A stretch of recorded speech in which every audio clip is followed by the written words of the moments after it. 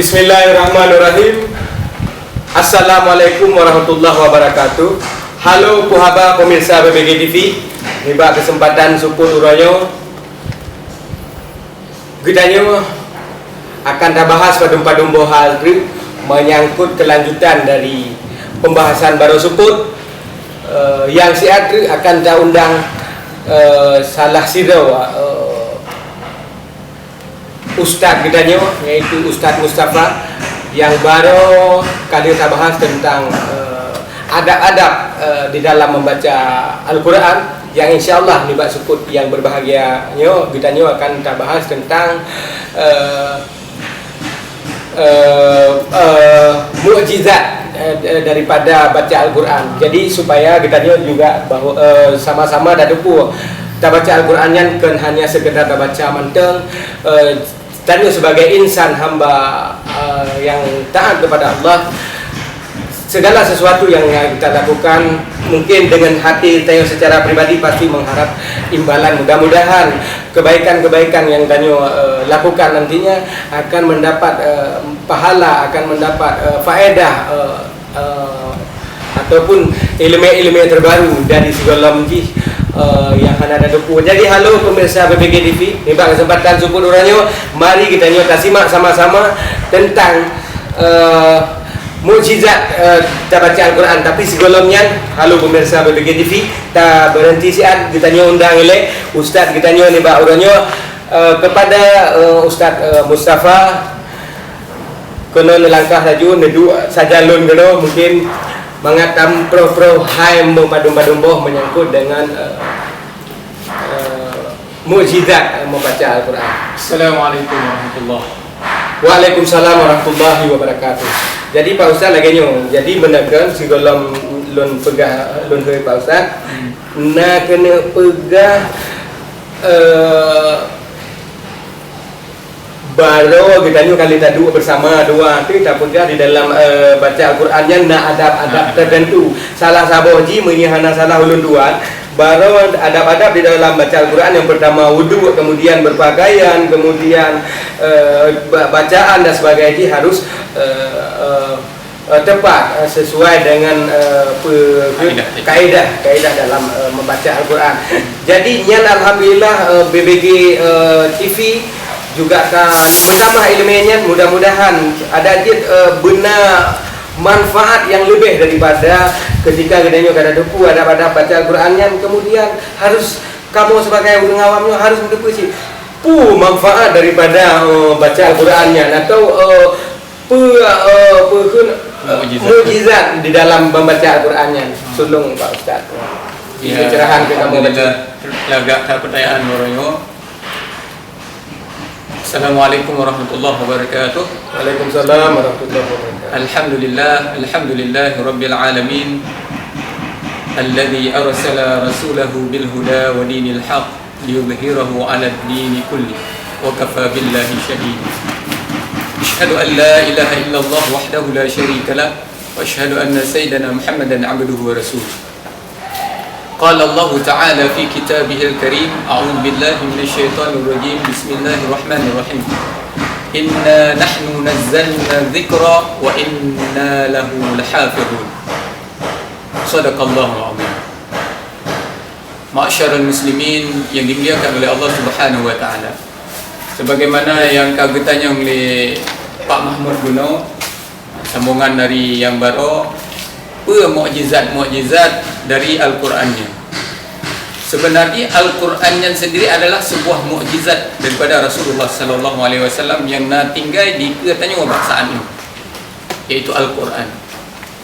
Yang dia ke pertanyaan kemukjizatan atau mukjizat Al-Qurannya sendiri pun berkati dia ulama, mukjizat Al-Quran di antaranya adalah kalimat-kalimat Al-Quran itu yang luar biasa.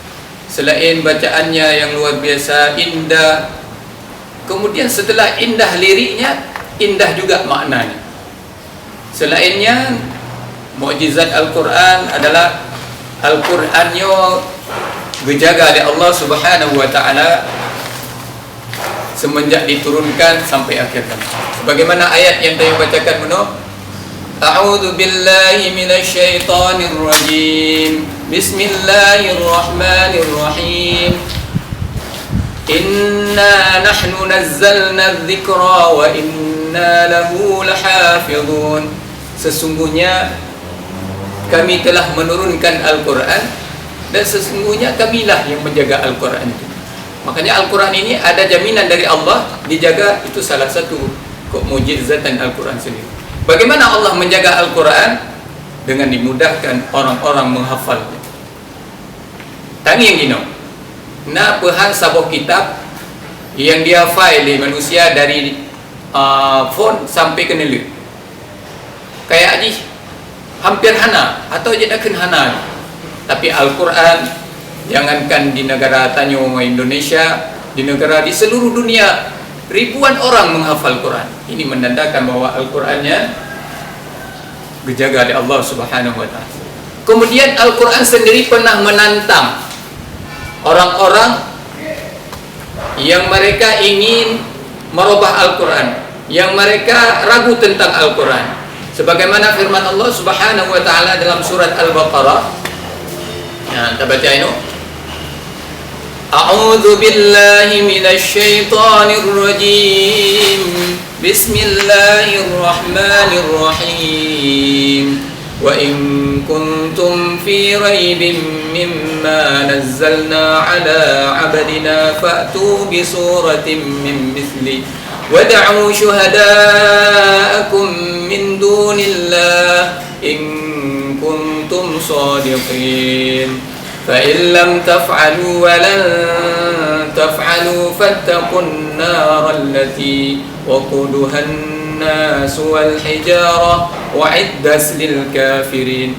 Allah di sini menantang orang-orang yang meragukan Al-Quran yang diturunkan kepada Nabi Muhammad untuk membuat semisal Al-Quran satu surat saja. Kalau kalian memang orang-orang yang benar tentang keraguan kalian, tetapi minta pertolongan sama siapapun seluruh dunia ini selain kepada Allah Subhanahu wa ta'ala. Fa illam taf'alu, sungguh mereka tidak akan sanggup membuatnya. Walan taf'alu, Allah menantang dan menjelaskan mereka tidak akan mampu membuatnya. Maka oleh karena itu takutlah kepada neraka. Maksudnya berimanlah kepada Allah. Andai kata kita tidak beriman kepada Allah, maka azabnya, balasannya adalah neraka. Yang Allah telah menciptakan neraka itu bagi orang-orang yang kafir, orang yang mengingkari ayat-ayat Allah. Kemudian Allah sediakan neraka itu memang untuk orang-orang yang kafir. Ma'asyiral muslimin, itulah di antara tanda-tanda bahwa Al-Qur'annya memiliki kemukjizatan yang hanya dimiliki oleh kitab-kitab yang lain. Mungkin ini Oke. Pak Mahmud. Oke, Pak Ustaz, terima kasih banyak. Halo BBG TV. Alhamdulillah kanyo ka merumpuk ilmu yang baru ulum. Cuma meno loncok baca kesimpulan dari apa yang disampaikan oleh Pak Ustaz saja, bahwa yang pertama Al-Quran adalah kitab yang agung. Agung itu tinggi. Jadi ketika agung tinggi, jangankan dijaga, dipelihara oleh manusia, Allah sendiri juga menjaga Al-Qurannya utuh. Pajan Al-Qurannya hilang, gaduh, hanale bertuliskan tulisan dan sebagainya. Ketika menjelang datangnya hari kiamat nantinya, akan dicabut nyan Al-Quran oleh Allah Subhanahu wa ta'ala. Tapi untuk saatnya gedanyo manteng gebi kesempatan oleh Allah, manteng gebi umur sehat, manteng gebi umur sehat, manteng gebi sehat pikiran. Nak lagi gedanyo di dalam bulan Ramadan kita baca Al-Quran, sementara nyan Al-Quran adalah sesuatu yang gedanyo yakini, yang gedanyo imani. Dengan Al-Quran lah gedanyo bisa berpedoman hidup supaya tak ikuti dari apa yang diperintahkan oleh Allah dan apa yang dilarang oleh Allah. Melalui Al-Quran lah inang kita cak pedoman. Cuman puasa tak kala 20 huruf kauranyo, atau menyahana salah lun puasa kita meng 20 hurufnya padung ke kita kata Al-Quran, dan kita tak pegah sidro hamba yang beriman ni bak uranyo. Ya. Jadi halo pemirsa BBG TV, manfaatkan kesempatan selagi umur manteng gebi sehat oleh Allah, selagi tubuh manteng gebi sehat oleh Allah. Mari kita nyata langkah ke tempat-tempat yang jauh, tak puput yang jauh, lebih-lebihnya di bulan suci Ramadan. Ya, jadi alhamdulillah Pak Ustaz, terima kasih banyak. Dari apa yang Pak Ustaz sampaikan cukup luar biasa, tersentuh, bahkan ilmu berkat, lun fikir. Baca Al-Quran hanya sekedar manteng. Jadi rupa kita baca Al-Quran yang Pak Ustaz dengan Nabi penjelasan lidrani lucu kesimpulan, Al-Quran itu bisa menenteramkan kehidupan, bisa menenteramkan manusia dari masalah dan hana masalah, dari susah dan dari gelisah, bimbang, ragu. Dengan dah baca Al-Quran, hudib kita jiwa kita tenang, seolah-olah dan hana dilema, hana problem, hana permasalahan siapa-siapa di dalam kehidupan. Maka untuk penutup daripada kesimpulan yang lo sampaikan adalah, mari kita tak cintai, tak buka Al-Quran, tak baca Al-Quran. Al-Quran yang adalah membawa faedah yang luar biasa di dalam kehidupan kita sehari-hari. Baik Pak Ustaz, terima kasih. Mungkin BBG TV pemirsa, halo semuanya. Mungkin yang dapat kamu sampaikan nih Pak Uro, Nibak Suput Uro yang berbahagianya, di mana Lun sebagai pembuka acara, kejanggalan kata, kesilapan, kesalahan mohon untuk dimaafkan. Kami akhiri billahi taufiq wal hidayah. Wassalamualaikum warahmatullahi wabarakatuh.